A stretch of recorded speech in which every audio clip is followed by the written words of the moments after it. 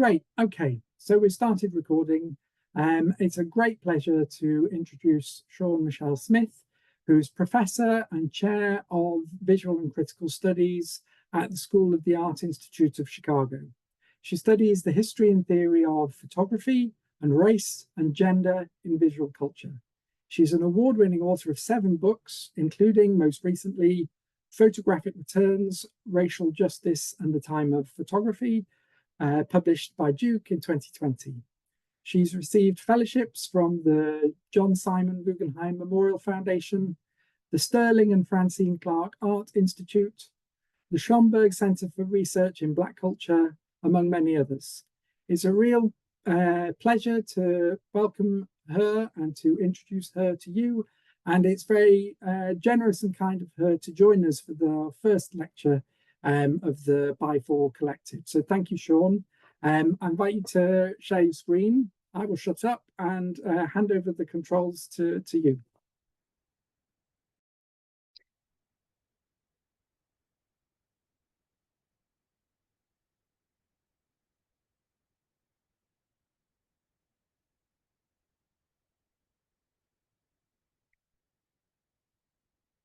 Have I successfully shared the screen? Great. Okay. Thank you so much, Tom, Colleen, and Helen, for inviting me to participate in this conversation. Thank you, Tom, for the introduction. Thank you all for joining today. I was really excited about the topic of this seminar series, Photography and Democracy. And when I received this invitation, I thought that it might be interesting to revisit Carrie Mae Weems's Constructing History, which comprises a chapter in my book, Photographic Returns. As I'm going to tell you in just a second, Constructing History is a work that Weems created in 2008. She produced this work collaboratively with students at SCAD, the Savannah College of Art and Design. And again, the work was produced in 2008 on the eve of a momentous election in the United States. And I think we are also, as Tom noted, on the eve of another momentous election in the United States. And I thought it might be interesting and resonant to think back on this work that Weems created in 2008.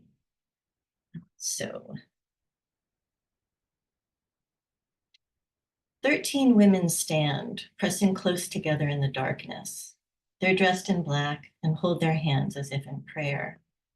The women face the camera, but only 1 or 2 look directly at the lens. The others cast their eyes downward or stare off to the side. Their poses and performance suggest a funeral or memorial, but they're situated in a theatrical space that highlights the artifice of the scene. The women are illuminated against a black background and rendered in black and white in a square format photograph. Their feet have been cut out of the frame and their heads rise only to the midpoint of the image. The darkness of the background engulfs the top half of the photograph and looms over them like an ominous sky. This is Carrie Mae Weems's photograph titled Looking Forward, Looking Back, included in her series Constructing History. The image was produced in 2008 when Weems was a distinguished visiting faculty member at the Savannah College of Art and Design. There she created with students a body of work about the social and political discord of the 1960s and 70s in the United States, including a series of 21 black and white photographs and a 24-minute video, also called Constructing History, with the subtitle A Requiem to mark the moment. The photographs are closely tied to the video, but importantly, they are not stills from the video. Instead, I'm thinking about them as companion pieces that were made on the same set, but designed to stand on their own. And in this talk, I'm really focused primarily on the photographs, but I do draw important narrative framing for the images from the video. In many of her photographs, Weems and her collaborators have recreated iconic images from the 1960s and 1970s. The artist has made significant choices about which images to reproduce. These are not the striking photographs from Birmingham, Selma, or Little Rock that show African-American activists demonstrating, marching, and protesting in the face of white supremacism. They are not photographs of protesters standing up to white policemen with dogs or white firemen with hoses. Instead of highlighting confrontation and resistance, Weems has focused on images of sacrifice, assassination, and mourning. Her photographs allude to the infamous murders of civil rights leaders, politicians, and activists, including Reverend Martin Luther King Jr., Malcolm X, Medgar Evers, President John F. Kennedy, and Senator Robert F. Kennedy. Other images are more allegorical, like Looking Forward, Looking Back, and they depict women and angels watching, mourning, witnessing. Constructing history is elegiac and ambivalent. I'd like to argue that the photographs enact a form of melancholia that suggests an affective openness to the past and a political project that remains unfinished. Importantly, constructing history largely records the performance of students after images. These are not simply reenactments of historical events, but reenactments of photographs. There's a striking recursivity in the work that comments not only on the relationship of photography to experience and memory, but also on the relationship of photography to history. By restaging iconic images, the work invites one to reconsider the role of photography in constructing history. Through photographic reenactments, it draws attention to the time of photography and the felt history of the photograph's affective charge.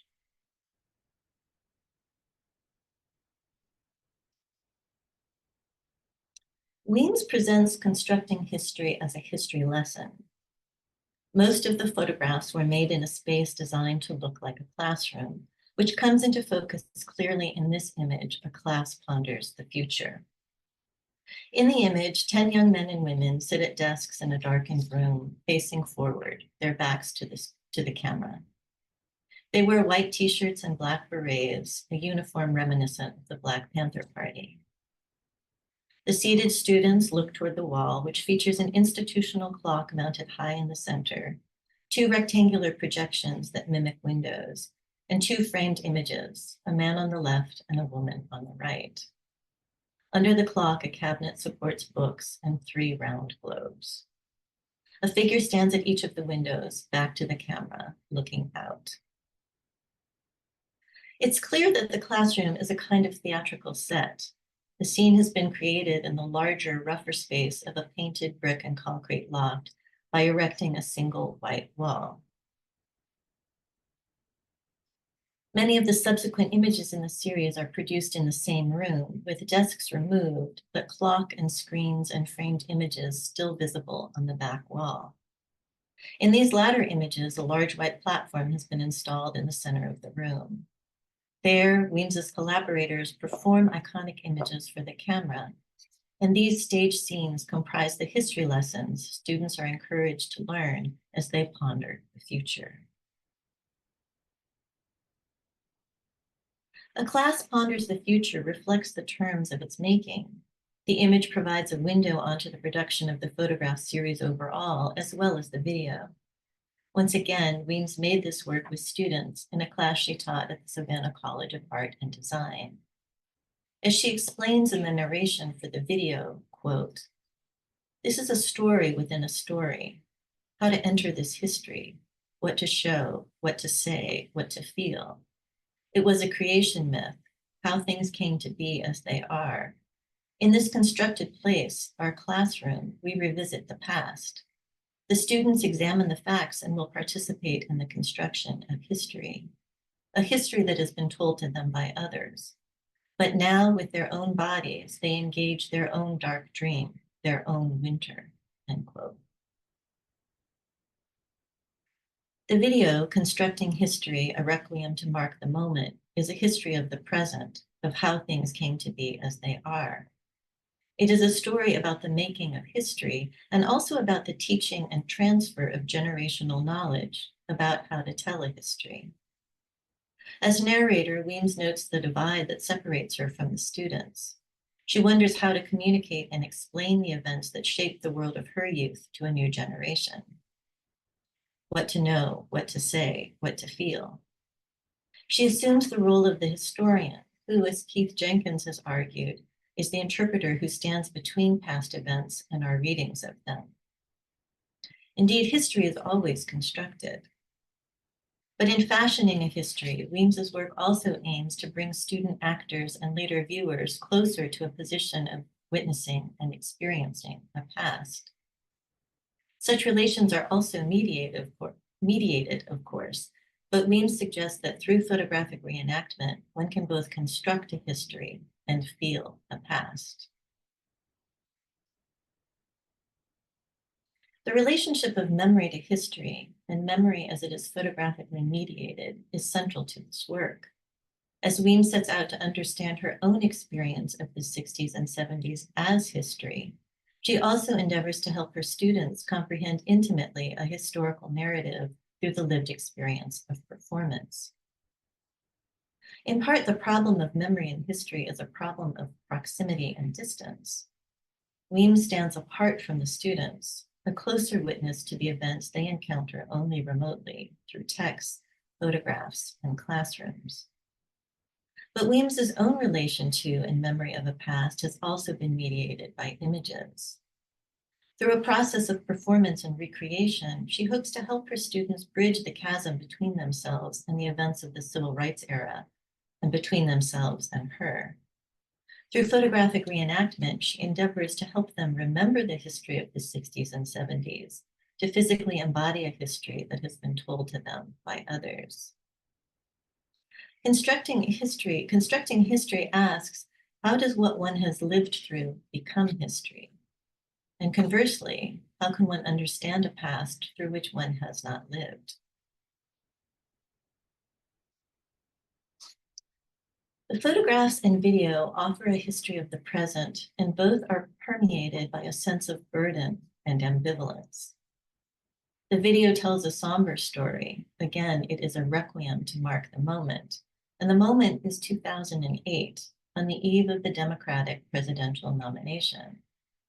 Hillary Clinton and Barack Obama are the candidates, and the video begins with extreme black and white close-ups of their faces. And these are actually stills from the video. The simple fact that a white woman and an African-American man could vie for presidential nomination in the United States is a legacy of the civil rights movement. But Weems refuses to celebrate this as a victory. She does not present a triumphal narrative of the events leading to this moment, but instead offers a requiem, a token of remembrance for the dead. Indeed, the work focuses on political assassinations and mourning, on the burdens Clinton and Obama carry as the heirs to so much sacrifice and murder. As the video draws to a close, Obama has won the primary election, but the narrator remains ambivalent and even deeply skeptical about the future. Constructing history holds forth not only the promise, but also the burden of what Lee Rayford has called critical Black memory. According to Rayford, quote, Black memory describes and carries within it the failures of the past, the failure to produce the desired political transformations, the failure to create or sustain a culture of mourning, or to successfully work through that mourning. Black memory has been a burden, turning experiences into icons, forcing racial and gender conformity, and eliciting prescribed responses to racial events, end quote. Weems's staged still photographs seem to call forth these failures. They ask one to feel the weight of an unfinished project of racial justice.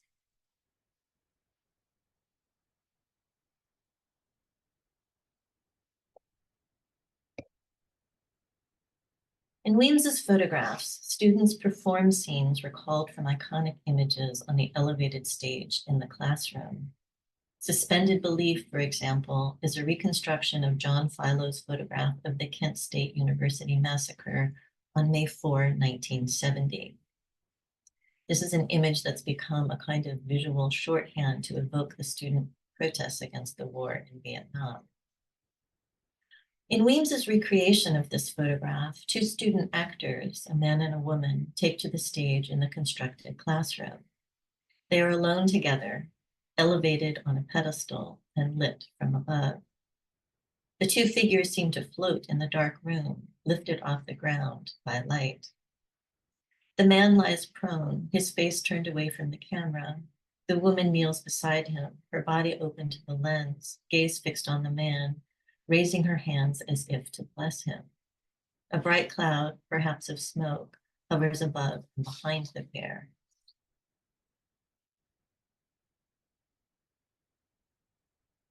Weems's recreation of Philo's Kent State photograph is one of the most faithful reproductions in constructing history. Nevertheless, the artist has made some significant changes to the image. In Philo's famous photograph, the kneeling woman's upturned face and open mouth, as well as her outstretched arms, focus the energy of the photograph outward and direct its emotional effect. The woman seems to call out to viewers, asking them to bear witness to this inexplicable crime, to attend to the death as well as to her grief and outrage. Amid men and women scattered from background to foreground, she appears to be the only person concerned with the corpse in the scene, the only one dismayed and enraged by the murder of the man. As Robert Harriman and John Lewis Lukacs have argued, quote, "The woman's intense expressiveness is heightened by contrast with those around her, none of whom are acting in a manner that would draw notice on any city street," end quote. According to Harriman and Lukacs, this simultaneous display and containment of emotion is central to the image's power. The woman's emotional display is counterbalanced by the seeming calm of others. The tension in the image between anguish and disregard, between murder and calm, helps account for its iconic status. As Harriman and Lukacs explain, quote, "The icon is a complex representation of both rupture and continuity, transgression and order, emotional expression and management, dissent and moderation. Ambivalence is inseparable from its influence," end quote. In her photographic reenactment of this iconic image, Weems has isolated the central figures in the scene. She has removed the people milling about in Philo's photograph in order to focus on the prone man and kneeling woman. In doing so, she has also tempered the friction in the image. In Weems's rendition, the woman kneeling beside the prone figure does not shout toward the viewer, calling for an emotional response. Instead, she turns her gaze downward to the body before her. Her reaction seems suspended. She may be dismayed, but she also seems tranquil, a kind of angelic witness. Weems's translation and transformation of the image resembles a Pietà scene of the Virgin Mary holding the dead body of Christ. And as Ruby Tapia has argued, such American Pietas conjoin, quote, "the threat of death and the promise of resurrection," end quote. Weems collapses the contradictions in the image as if transforming it into a reliquary that protects a sacred artifact from another time. Suspended belief encapsulates the sense of stasis common to many of the images constructing history. The photographs seem to capture moments already stilled, as if the performers are frozen in amber. And in one sense, of course, they are. As images modeled on other images, as photographs performed and produced after other photographs, they reproduce instants already transformed, fractions of moments already framed, a past already mediated. Twice removed, Weems's photographs appear to be both in and outside of time. The reduction and distillation in suspended belief characterizes all of Weems's recreations. She focuses on the central characters, on the victims and mourners, erasing all of the other details from the images. She edits out the extraneous information so that the photographs evoke what Siegfried Kracauer called memory images. According to Kracauer, memories are retained because of their significance for a person. He saw photography as antithetical to memory because the photograph is not selective. The photograph records whatever is present before the camera at a particular time and place, regardless of its relative importance to a viewer. Memory, on the other hand, focuses on what matters to an individual, selecting what has moved the viewer affectively.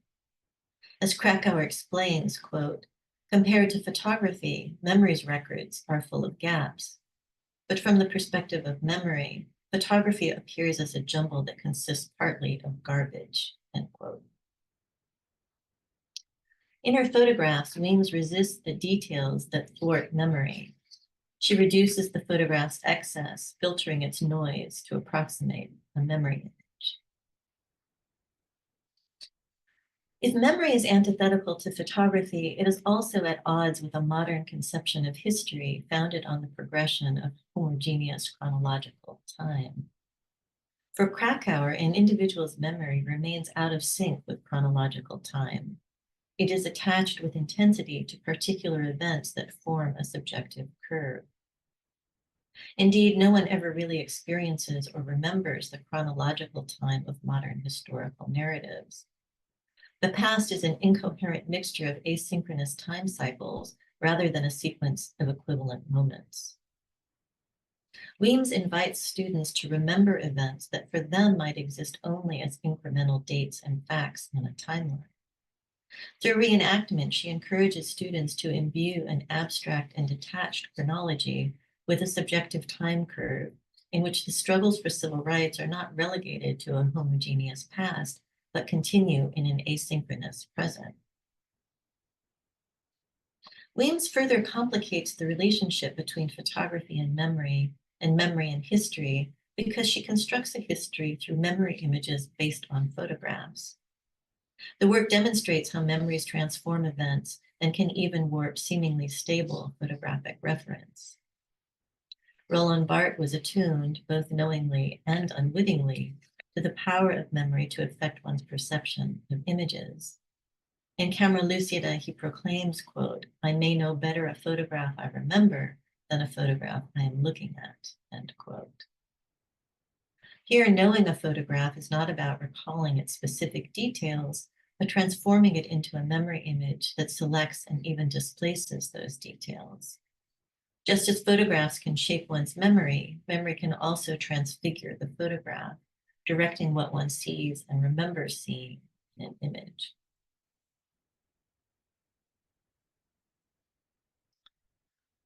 Weems's constructing history calls attention to the morphing and malleability of memory vis-a-vis the photograph. This image, the tragedy of Hiroshima, for example, recalls W. Eugene Smith's 1971 photo, Tomoko Yamuro in her bath, but redirects its meaning. Weems's collaborators reproduce the gestures recorded in Smith's image, but ultimately shift the referent. Smith documented the devastating effects of Minamata disease caused by severe mercury poisoning in Japan. And this was caused by the release of methyl mercury in industrial wastewater by the Chiso Corporation from 1932 to 1968. In Smith's photograph, Tomoko Yamuro's mother, Ryoko, cradles her daughter in a tub. The image is dark, but light from above catches the girl's upturned face, torso, and limbs. Weems's tragedy of Hiroshima does not evoke mercury poisoning, but the US bombing of Hiroshima. Creating another striking Pieta image, she reproduces the gesture of a mother holding her daughter in the bath, but reverses the embrace from left to right and inverts the darks to whites. The image is recognizable, but askew.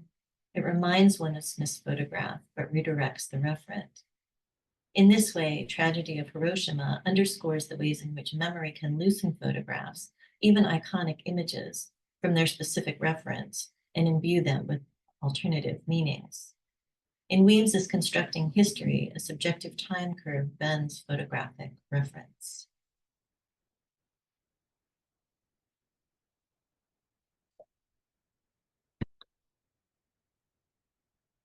I should just say that Tomoko Yamuro's family has decided that Eugene Smith's photograph has just been circulated too much, and that the photograph has done the work that it can do, and that it doesn't need to be circulated anymore. And so that's why I haven't shown W. Eugene Smith's photograph.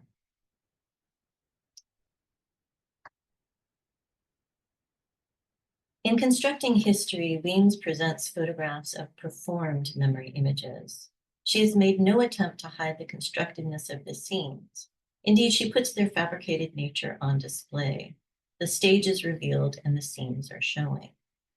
In this sense, the photographs are not particularly unusual. Artists have highlighted the theatrical nature of the photograph for decades.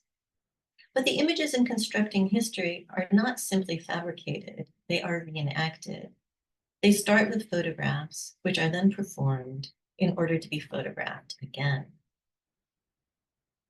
Some of the performances are notably awkward, and for some critics, this awkwardness detracts from the force of the work by jarring the viewer out of a meditative mode.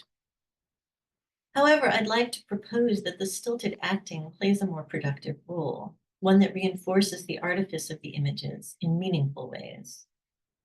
It is in large part the near miss of the images, the slippages in their approximation of iconic reference that energizes them. The almost but not quite nature of these performances for the camera refuses the imagined transparency of the documentary photograph.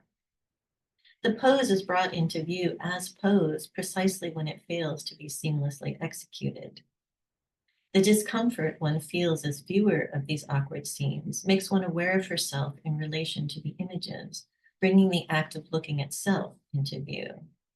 One is jarred out of a meditative mood, but perhaps provoked into a more critically aware position, encouraged to remember that one is looking at a performance, and a performance of a photograph, a reenactment of an already mediated event.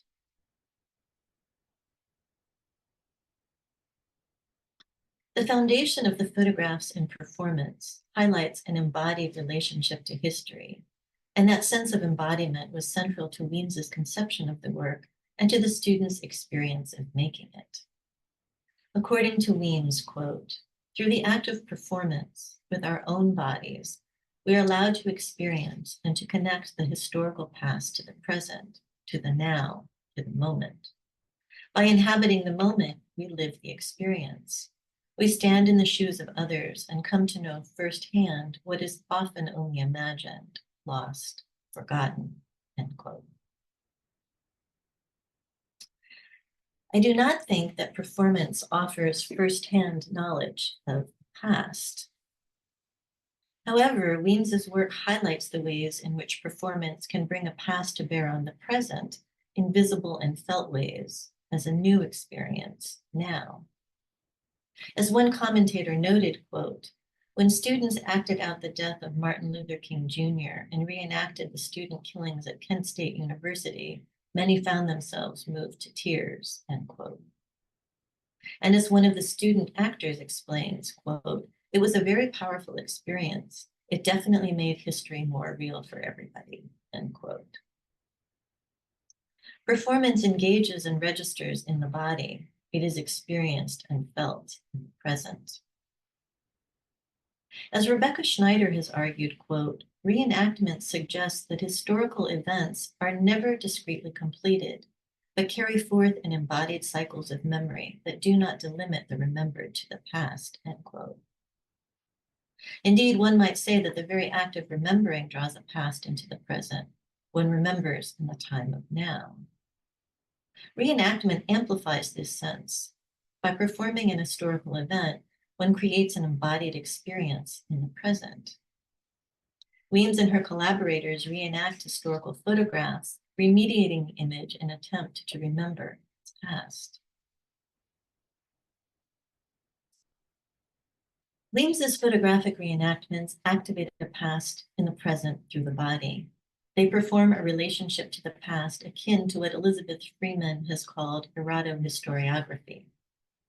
Describing this as a queer historical method, Freeman has said, quote, "Erratohistoriography is distinct from the desire for a fully present past, or restoration of bygone times.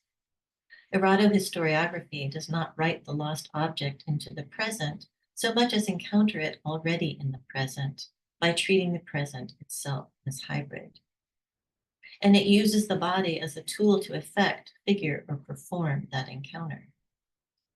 Erotohistoriography admits that contact with historical materials can be precipitated by particular bodily dispositions, and that these connections may elicit bodily responses, even pleasurable ones, that are themselves a form of understanding. It sees the body as a method and historical consciousness as something intimately involved with corporeal sensations. Through performance, Weems and her collaborators use their bodies as vehicles for historical engagement. They encounter a past already in the present in the form of the iconic photograph. By reenacting that image, responding to and reperforming it, they seek to embody a photographic past, to feel its touch in the present. By conjoining photography and performance in her photographic reenactments, Weems amplifies the disruptive temporality of both. For photography like reenactment also accesses a past in the present. In his famous ruminations on photography, Barth deemed the very essence of photography that has been. According to Barth, the photograph proclaims of its subject, quote, "It has been here and yet immediately separated. It has been absolutely, irrefutably present and yet already deferred," end quote. Using the present perfect tense has been rather than the simple past tense was, Barth suggests that the photographic subject's presence in a past extends to the moment of viewing. In the photograph, one encounters a past and a future the photograph anticipated. In this way, the photograph proffers a hybrid present that conjoins a past, present, and future.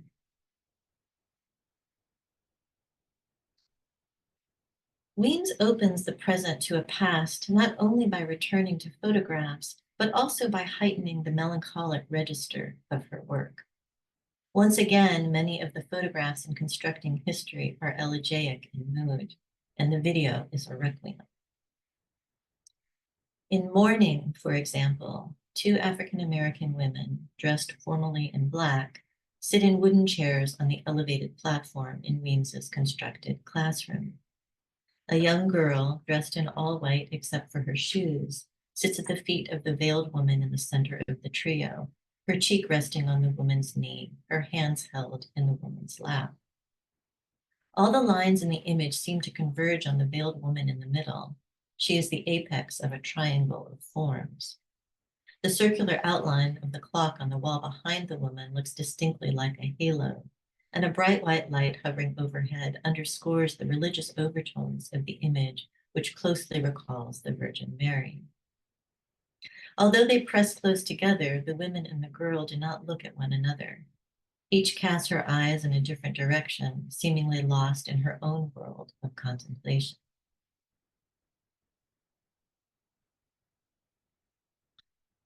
The image is a photographic reenactment of Moneta Sleet Jr.'s Pulitzer Prize-winning photograph of Coretta Scott King comforting her daughter Bernice at her husband's funeral, Martin Luther King Jr.'s funeral on April 9, 1968 at Ebenezer Baptist Church in Atlanta, Georgia. As Elizabeth Ware Abston proposes in her reading of Weems's Mourning, the tracks for the camera that are visible in many of Weems's images here call attention to the ubiquitous media presence during the funeral itself. Quote, "To emphasize that aspect, the conspicuous tracking camera has been rolled to the far right of the photograph, situated precisely where photographers would have been stationed during the funeral." Quote. In this way, Weems's reenactment of Fleet's photograph also calls attention to the mediation of the original event. Indeed, Weems, like most people alive in the 1960s and 70s, experienced many of the events of the civil rights era as mediated by images. An original experience was an encounter with photographs.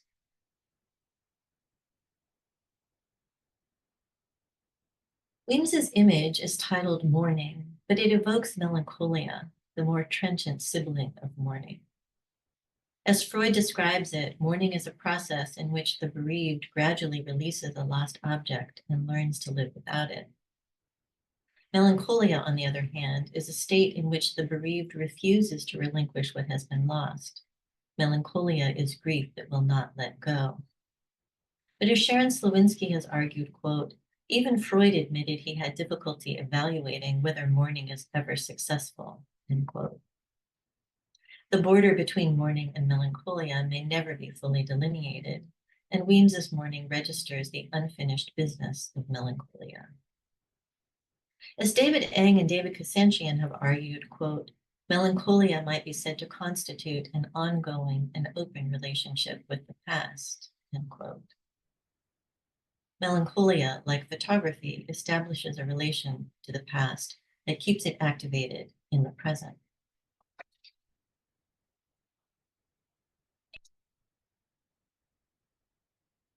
Weems invites viewers to engage a past and construct a history through a process of witnessing.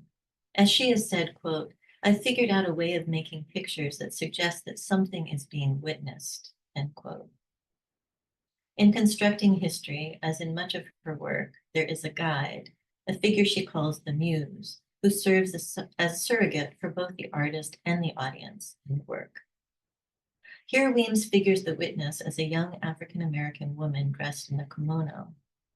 In a dreamlike scene, she contemplates a cherry tree in blossom as a light snow falls in the fabricated classroom. The photograph is titled A Woman Observes, and the scene also recurs throughout the video. In the latter, the witness is introduced by the narrator as follows, quote, a woman stands in the thaw of winter. With one step, she could be in the future in an instant, or in the past, or in the moment, the now, end quote. Weems's muse stands in a place in and out of time. She figures the oscillating temporality of the photograph, which always registers a past moment in a present as it anticipates a future. The witness inhabits the time of photography. Scholars have questioned the ability of photodocumentary images, like the iconic photographs that Weems and her students reperform, to inspire ethical witnessing. As Wendy Kozel argues, one cannot assume that viewing such images performs critical work, or it can just as easily reproduce distanced colonial relations. She cautions, quote, it is vital that we recognize how the witnessing gaze implicates us in larger historical processes of violence, privilege, and mourning, end quote. Heeding Kozel's warning, I think it's nevertheless important to emphasize that Weems has created her photographic reenactments after photodocumentary images. Therefore, the circumstances of viewing her images are notably different. The artist prints her photographs in black and white, recalling the conventions of 60s and 70s documentary and news photography, but she's literally reframed them. Her square images translate the photographs into the visual language of art and distinguish them from the horizontal images of reportage typically made with 35mm film and 50mm lenses, at least in this analog moment in the 60s and 70s. Weems also evokes multiple viewing contexts with the work: the newspaper, the classroom, the museum, subtly drawing into view the conventions according to which history is constructed and the circumstances in which witnessing is solicited. Weems highlights the constructedness of her photographs as well as their reiterative nature. One never assumes that she is viewing history, performance, or even photography in an unmediated manner. And yet, as Weems emphasizes mediation in constructing history, she also underscores immediacy.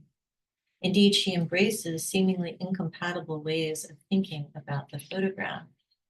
On the one hand, she emphasizes the constructed nature of the image, highlighting its artifice and fabrication. The title of the work is, once again, Constructing History. On the other hand, she emphasizes the indexicality of the analog image, its link as a tactile trace to a past moment. For Weems, photographs both construct history and offer access to a past moment, and she refuses to choose between the two. Activating the compelling contradictions of the photograph, constructing history presents a past as simultaneously fabricated and imminent. The photograph is a coded message, but its relationship to time is real.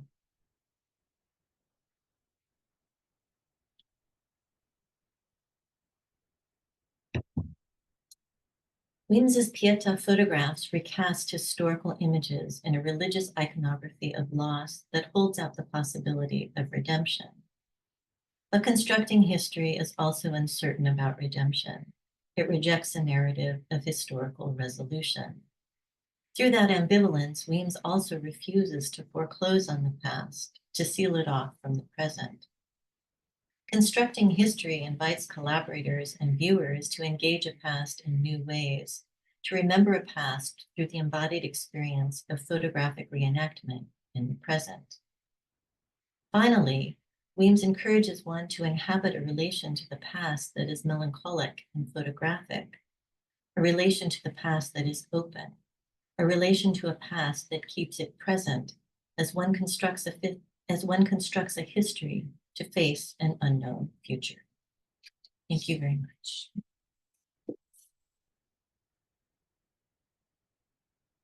Just stop sharing my screen.